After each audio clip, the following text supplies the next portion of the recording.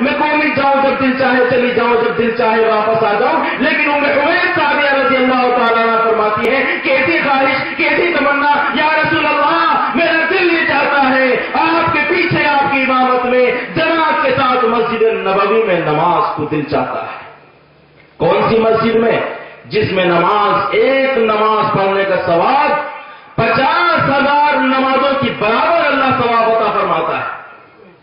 آپ یہاں نماز پڑھیں اور مسجد نبوی میں جا کر نماز ادا کریں 50,000 نمازوں کا ثواب اللہ عطا فرماتا ہے. کیسی خواہش کیسی تمنا. یوں نہیں کہا یا رسول اللہ پردے کا حکم ختم فرما دیجئے, یا رسول اللہ نماز کو ہلکی فرما دیجئے, یا رسول اللہ روزوں کو آسان فرما دیجئے. کچھ نہیں, میرا دل تو یہ چاہتا ہے آپ کی امامت میں مسجد نبوی میں اور کیسی جماعت میں صحابہ کرام کی جماعت میں جن کی متفقہ فیصلہ اجماع امت کا فیصلہ کہ ایک صحابی معیار حق. کیسے صحابی جن کے بارے میں فرمایا رضی اللہ عنہم ورضوا عنہ, اللہ تو ان سے راضی ہو گیا اور اللہ سے وہ بھی راضی ہو چکے ہیں. ایک صحابی کے دامن کو پکڑ کر انسان زندگی گزارے تو جنت کا راستہ آسان. ان صحابہ کی جماعت میں نماز پڑھنے کی خواہش اور اس مسجد میں جس میں 50,000 نمازوں کا ثواب اور اس کائنات کے آقا سرکار دو عالم جو تمام نبیوں کے امام تمام کائنات کے امام یہاں تک کہ چرند و پرند حیوانات جنات تمام مخلوق کے پیشوا اور رہبر اور تمام کائنات کے لیے خیر الامم بن کر تشریف لانے والے ان کے پیچھے دل چاہتا ہے نماز پڑھو. سنو اللہ کے نبی کیا فرماتے ہیں. اللہ کے نبی نے ارشاد فرمایا اچھا تمہارا یہ دل چاہتا ہے مسجد نبوی میں آؤ میرے پیچھے نماز پڑھو صحابہ کی موجودگی میں. صلاۃ کی فی داری کی خیر من صلاۃ کی فی مسجدی ھذا. اے ام حویس صحابیہ دل تو اچھا چاہ رہا ہے, دل تو بڑی بھولی بات کہہ رہا ہے, دل تو بڑے قرب کو چاہ رہا ہے, لیکن اے ام حویس صحابیہ صلاۃ کی فی داری کی تیرے نماز تیرے گھر میں پڑھنا خیر من صلاۃ کی فی مسجدی ھذا. میری مسجد نبوی میں میرے پیچھے صحابہ کی جماعت میں کائنات کے امام کے پیچھے نماز پڑھنے سے زیادہ بہتر ہے کہ تو اپنے گھر میں نماز پڑھے. مسجد نبوی سے بہتر تو فرمائے گھر میں نماز پڑھنا. آج ننگی لباس پہن کر بازاروں کی زینت بننا, کالجوں کا منہ دیکھنا, غیر ٹیچروں سے تعلیم حاصل کرنا, مخلوط تعلیم حاصل کرنا غیر لڑکوں کے ساتھ بیٹھ کر, کیا یہ ام حویس صحابیہ کی محبت کی دلیل ہو سکتی ہے؟ کیا آقا نامدار صلی اللہ علیہ وسلم کی شریعت کی دلیل ہو سکتی ہے؟ فرمانے تیرا نماز تیرے گھر میں پڑھنا میری مسجد میں آنے سے زیادہ بہتر ہے, کیونکہ مسجد تک آئے گی کتنے لوگوں کی نظر پڑے گی, کتنی بے پردگی ہو سکتی ہے, حیا ختم ہو سکتی ہے, لیکن تو اپنے گھر میں نماز پڑھ تو تجھے اس سے زیادہ ثواب دیا جائے. پھر وصلاۃ کی فی داری خیر من صلاۃ کی فی بیتک. اور تیرا گھر میں نماز پڑھنا باہر والے حصے سے اندر والے حصے کی طرف نماز پڑھنا یعنی دالان میں نماز پڑھنا یہ تیرے لیے زیادہ بہتر اور زیادہ ثواب کا باعث ہے. وصلاۃ کی فی مقدار کی خیر من صلاۃ کی فی بیتک. اور تیرا گھر کے اندر دالان میں نماز پڑھنا تیرے لیے زیادہ بہتر ہے کہ تو دالان کے اندر والی کوٹری میں جا کر نماز پڑھے تو یہ تیرے لیے زیادہ ثواب کا باعث ہے. بتائیے کیسی خواہش تھی, کیسی تمنا تھی سرکار کے پیچھے صحابہ کی جماعت میں مسجد نبوی میں, یہاں تک کہ مسجد حرام جس مسجد کی طرف تمام دنیا کی مسجدوں کا رخ ہوتا ہے اس مسجد میں بھی جہاں 1,00,000 نمازوں کا ثواب ملتا ہے اس سے بھی بہتر ہے کہ عورت پردے کے ساتھ گھر میں رہ کر نماز پڑھے تو زیادہ ثواب.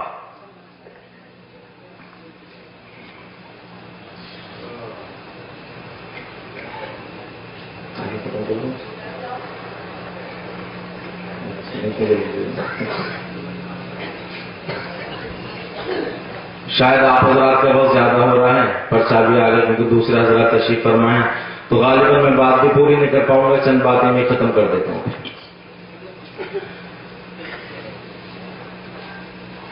کیونکہ بات کرنے کے لیے تو کم سے کم کچھ وقت ملے کہ آدمی کا موضوع بنے، کچھ بات ہماری سمجھ میں آئے، کچھ آپ کی سمجھ میں آئے. بہرحال چلیے جیسے آپ حضرات کا موقع. بہرحال یہ اولاد کا سب سے پہلا حق بیان فرمایا کہ عورت زرخیز ہے، زمین ہے. اگر یہ بنجر ہو جائے، پتھریلی ہو جائے، جس طرح پتھریلی زمین دانا نہیں اگا سکتی، گھاس نہیں اگا سکتی، بالکل اسی طرح سے بے دین عورت جو دنیا دار عورت تھے، جس کی زندگی کے اندر، جس کے رہن سہن کے اندر، جس کے لباس کے اندر اسلام کا شعار نہ ہو، وہ ہماری نسلوں کی، وہ ایمان کی، وہ دین کی حفاظت نہیں کر سکتی. اس لیے سب سے پہلا حق ہے کہ اچھی عورت کا انتخاب کیا جائے. اس کے بعد جب بچہ یعنی میاں بیوی بن جائیں، ابھی دنیا میں آنے سے پہلے اب یہ کوکھ ماں کا مدرسہ ہے. یعنی یہ کوکھ ابھی گود نہیں آئی، یہ گود اب ماں کا مدرسہ، یہ کوکھ ماں کا مدرسہ ہے. یعنی بچے کے لیے سب سے پہلی تربیت کے لیے عورت پورا یہ دھیان دے، مرد یہ دھیان دے، کوئی حرام لقمہ میری زبان پر نہ چلا جائے، کوئی ناجائز بات، کوئی گانا، کوئی ٹیلی ویژن کی تصویر، کوئی ننگی تصویر میری آنکھوں کے سامنے نہ آ جائے. کیونکہ اگر میرے سامنے ننگی تصویر آتی ہے، کیونکہ میرے کانوں میں کوئی گانے کی آواز آتی ہے، کیونکہ میری زبان پر کوئی حرام لقمہ جاتا ہے، تو سوچ لے کہ میرے بچے کے اندر اثرات ایسے ہی پیدا ہوں گے. سرکار دو عالم صلی اللہ علیہ وسلم کی وہ حدیث یاد کریے کہ آپ نے ارشاد فرمایا کہ بچہ پیدا ہونے کے بعد آپ اس کے دائیں کان میں اذان دیں اور بائیں کان میں اس کے اقامت کہیں. یعنی ابھی بچہ تو نہ سمجھ ہے، اس کی سمجھ میں کچھ نہیں آ رہا، نہ دیکھتا ہے، نہ بولتا ہے، نہ سنتا ہے، نہ کھاتا ہے، نہ سمجھتا ہے، لیکن اللہ کے نبی فرما رہے ہیں اس کے کان میں اذان دی جائے. کیا مطلب ہے؟ آج اسے یہ یاد دلایا جا رہا ہے کہ دیکھ، مکان دکان، اوڑھنا پہننا، کھانا پینا، کاروبار کرنا، مال و دولت کا حاصل کرنا، یہ سب تو بعد کے کام ہے. سب سے پہلا کام جو ہے وہ توحید ہے. اللہ اکبر، اللہ اکبر، اللہ سب سے بڑا ہے. یہ یقین اس بچے کے کان میں بٹھایا جا رہا ہے، اس کے کان میں سب سے پہلی آواز دی جا رہی ہے اللہ اکبر، اللہ اکبر. امام غزالی فرماتے ہیں کہ بچہ کوڑے کاغذ کی طرح ہے. آپ کوڑا کاغذ اٹھائیے اور اس پر کچھ لکھیے، 15 سال کے بعد اس کوڑے کاغذ کو اٹھانا اور کھول کر دیکھنا اور یہ دیکھنا جو ہم نے لکھا تھا 15 سال پہلے کیا وہ سچ ہے یا جھوٹ ہے، جو لکھا ہوا تھا وہ آج موجود ہے یا مٹ گیا، یہ کچھ بڑھ گیا یا کچھ گھٹ گیا. یقیناً جو آپ نے 15 سال پہلے اس کوڑے کاغذ پر لکھا تھا وہی آپ کو لکھا ہوا ملے گا. بالکل یہ بچے کوڑے کاغذ کی طرح ہیں. آج جو دل چاہے لکھ دو، یہ کوڑے ہیں. ان کے کانوں کے ذریعے سے، ان کی زبان کے ذریعے سے، ان کی ناک کے ذریعے سے، ان کی دل و دماغ کے ذریعے سے جو دل پہ چاہیں دکھانا چاہیں، جو لکھنا چاہیں وہ لکھ دیں.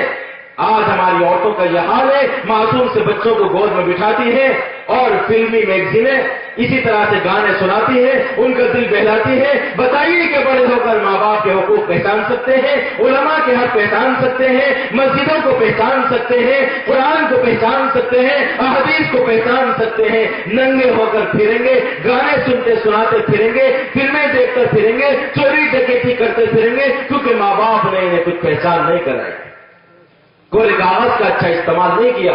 اس لیے میرے پیاروں، یہ دوسرا حق ہے کہ بچے کے کان میں اذان دی جائے اور بچے کے لیے صلاح تقویٰ اور پرہیزگاری اختیار کی جائے. یہ بچے کا دوسرا حق ہے. حقوق تو بہت زیادہ تھے لیکن بات ختم کرنی ہے، چونکہ بات درمیان کی بات ختم کر کے ایک واقعہ سنا کر اپنی بات کو اسی بات پر ختم کر دیتا ہوں. اسی سے سمجھ لینا کہ بچے کے جب درمیانی شروع کا اتنا بڑا حق ہے تو آخر تک بچے کی زندگی کے ہم پر کیا کیا حق ہوں گے. افغانستان کی تاریخ میں آپ نے ایک واقعہ سنا ہوگا. خان محمد خان افغانستان کے ایک مشہور بادشاہ تھے. اپنے بچے کو جنم دیا، بچہ جوانی کی دہلیز کو پہنچا. افغانستان پر دشمن ملک نے کابل پر حملہ کیا. بادشاہ نے اپنی بیوی سے اجازت چاہی کہ بیوی حضور اگر اجازت ہو تو میں اپنے اس لال اور بیٹے کو جہاد کے لیے روانہ کر دوں. فرمایا بیوی نے میں نے اپنے جگر گوشے کی تربیت اسی لیے کی تھی تاکہ میرا بیٹا اللہ کے راستے میں چلا جائے. آپ کو اجازت ہے، آپ کا بیٹا ہے، جہاں چاہیں بھیج سکتے ہیں. جھنڈا ہاتھ میں دے دیا، قافلے کا امیر بنایا، سپہ سالار بنایا اور روانہ کر دیا۔ دوسرے دن خفیہ ایجنسی نے آ کر اطلاع دی، بادشاہ سلامت آپ کا بیٹا تو واپس پلٹ رہا ہے، بھاگ رہا ہے۔ بڑی تشویش ہوئی اور آ کر گھر میں بڑے غمزدہ ہو کر بیوی سے کہا، بیوی بڑی بری خبر ہے کہ بیٹا جنگ سے واپس بھاگ رہا ہے اور پشت پھیر چکا۔ بیوی نے قسم کھائی، خدا کی قسم، اے بادشاہ آپ کی زبان جھوٹی ہو سکتی ہے لیکن میرا یقین جھوٹا نہیں ہو سکتا، میرا بیٹا پشت دکھا کر نہیں بھاگے گا، شہید تو ہو سکتا ہے، قافلے میں تو گھس سکتا ہے، آگے تو جا سکتا ہے، لیکن میرا بیٹا واپس نہیں آ سکتا۔ اے بیوی تو کس بات پر زبان درازی کرتی ہے، کیوں زبان کھولتی ہے؟ میرے خفیہ محکمے میں آ کر مجھے اطلاع دی ہے کہ بیٹا واپس بھاگ رہا ہے۔ غصے میں کھڑا ہوا اور گھر سے باہر آ گیا، بیوی کو ناراض ہو کر باہر نکل گیا۔ تیسرے دن اطلاع ملی کہ یقیناً اے بادشاہ آپ کے بیٹے نے فتح حاصل کر لی اور کافی آگے پہنچ چکا ہے۔ آ کر بیوی سے کہا، بیوی یہ کون سی بات تھی جس پر تو نے قسم کھا لی تھی اور یوں کہا تھا کہ میرا بیٹا پشت دکھا کر واپس نہیں آ سکتا، گھس جائے گا، آگے پہنچ جائے گا، شہید ہو جائے گا، لیکن پشت نہیں دکھا سکتا، گولی کھا کر شہید تو ہو سکتا ہے۔ اے بادشاہ یہ راز مت پوچھیے، اور آپ کو تو معلوم ہے جب عورت اپنے شوہر سے کوئی راز چھپائے تو شوہر بھی نہیں رہ سکتا بغیر پوچھے۔ کبھی بھی یہ تو ضرور بتانا پڑے گا۔ فرمایا، بادشاہ آپ میرے شوہر ہیں اور شوہر کا حق اللہ کے نبی فرماتے ہیں کہ اگر سجدہ اللہ کے غیر کو جائز ہوتا تو میں عورتوں کو حکم دیتا کہ وہ اپنے شوہروں کو سجدہ کریں۔ دوسری جگہ اللہ کے نبی نے یوں بھی ارشاد فرمایا کہ عورت پر شوہر کا اتنا بڑا حق ہے کہ تمہارے شوہر کے جسم پر پھوڑے پڑ جائیں، پھنسیے اور اس کے اندر مواد پیدا ہو جائے، اور اے بیوی اگر تو اپنے شوہر کے مواد کو چاٹ چاٹ کر صاف کرے، اس کی پھوڑے پھنسیوں کو صاف کرے، تب بھی تو اپنے شوہر کا حق ادا نہیں کر سکتی۔ تو فرمایا، بادشاہ سجدہ ہوتا تو آپ کے لیے ہوتا لیکن جائز نہیں ہے، اس لیے آپ کو بتانا ضروری ہے۔ فرمایا، وہ راز یہ تھا، جب ہماری شادی ہوئی، میں آپ کے نکاح میں آئی تو میں نے تقویٰ اور پرہیزگاری کو اختیار کیا اور میں نے یہ ارادہ کر لیا تھا کہ آج سے کوئی غیبت، کوئی چغلی، کوئی زبان سے جھوٹ اور برائی اور غیبت کسی طرح کی میری زبان سے، میرے کانوں کے اندر کوئی غلط بات نہیں آئے گی، کوئی حرام لقمہ میری زبان پر نہیں جائے گا، اور میں اپنے بچے کو اپنا پاکیزہ دودھ پلاؤں گی اور میں اس کے رجحانات، پاکیزہ رجحانات اس کے اندر منتقل کروں گی۔ تو میں نے ایسا ہی کیا، اور جب یہ بچہ پیدا ہو گیا آپ کا، تو اس کے پیدا ہونے کے بعد جب میرا بچہ روتا تھا تو میں اسے فوراً دودھ نہیں پلاتی تھی، وضو کرتی تھی، 2 رکعت نفل پڑھتی تھی، اس کے بعد اسے دودھ پلا کر اسے خاموش کرتی تھی۔ یہ آج اس کا نتیجہ ہے جس پر مجھے یقین تھا کہ یہ پشت دکھا کر واپس نہیں بھاگ سکتا۔ اس لیے میرے پیارو، یہ واقعہ ہمیں سبق دے رہا ہے، بتا رہا ہے اولاد کے بہت بڑے حق ہیں، اور آخری سب سے بڑا حق یہ ہے، ام کنتم شہداء اذ حضر یعقوب الموت اذ قال لبنیہ ما تعبدون من بعدی قالوا نعبد الہک والہ آبائک ابراہیم واسماعیل واسحاق الہا واحدا ونحن له مسلمون۔ حضرت یعقوب علیہ السلام کا زمانہ ہے، جوان اولاد چاروں طرف کھڑے ہوئے ہیں، سب موجود ہیں۔ یعقوب علیہ السلام یوں نہیں فرما رہے، میری ملکیت، میری بادشاہت کا بڑا حصہ تمہیں دیا جاتا ہے، بڑا بیٹے کو وزیر بنایا جاتا ہے، بڑا بیٹے کو گورنر بنایا جاتا ہے۔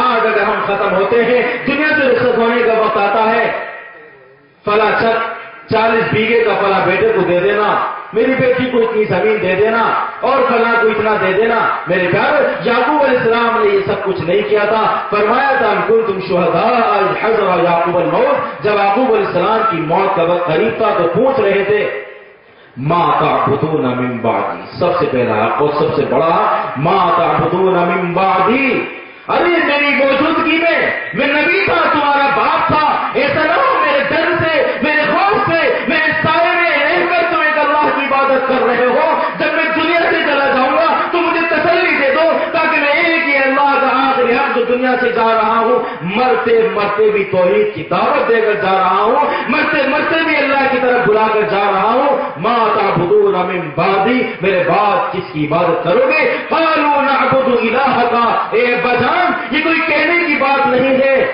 ہم آپ ہی کے خدا، آپ ہی کے معبود ایک اللہ کی، وَإِلَىٰ آبَائِكَ إِبْرَاهِيمَ وَإِسْمَاعِيلَ وَإِسْحَاقَ، آپ کے باپ ابراہیم اور اسماعیل اور اسحاق کے خدا کی عبادت کریں گے، اس کے ساتھ کسی کو شریک نہ ٹھہرائیں گے۔